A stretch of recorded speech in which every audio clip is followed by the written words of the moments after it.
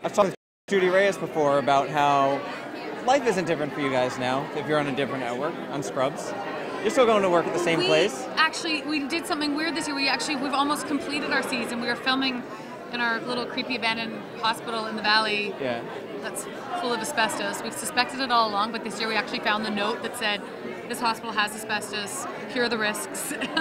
Yeah. It'll be worth it though, it was such a fun job. But anyways, yeah, we have almost, because of the writer's strike, we went right through. Yeah. So we're almost finished the season, but no, we're psyched to be on ABC. I was speaking to the Mother people a couple weeks ago, and they're hoping that they get you back for a little bit.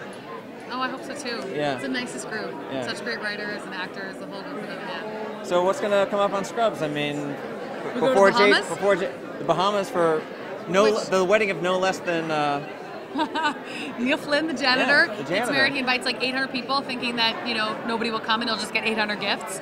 But JD rallies the troops and gets us to go. And we get there, and he's like, "What are you guys doing here? I can't afford to have a wedding." And it was kind of a great excuse to get 100 of us who all worked together for 8 years, the whole crew, all the cast, for like a week holiday in Bahamas. I know, that's so awesome when they told that story yesterday. It was really, really fun. You're probably like, of all the reasons that the show goes to the Bahamas, it's for the janitor's wedding. I know, it was a brilliant idea. It's so much better that than like if we're doing like some medical convention or something, like to have such a, and it was the most beautiful island. I mean, it was so remote. It wasn't like, it would have probably been so much easier for the production to say, okay, everyone's checking into this one place in a big resorty area, and instead we're in this little remote island. There's rolling blackouts. There's no real cell service or internet service or phones, and so they'd be like, okay guys, you got to show up your call time, because if you don't, we have no way of getting you, finding you anywhere. And the sound equipment was like still on a barge the morning we started. They had to get a boat, go out and get the barge, get the equipment off the barge. So it was such an adventure. It was the best time ever. Do you have a favorite moment or episode from Scrubs? A favorite psych gag? My favorite episode was the third one we ever shot. And the third one, it was really? called My Old Lady, and it was this episode where it's based on the premise that 1 in every 3 people admitted into a hospital will die there.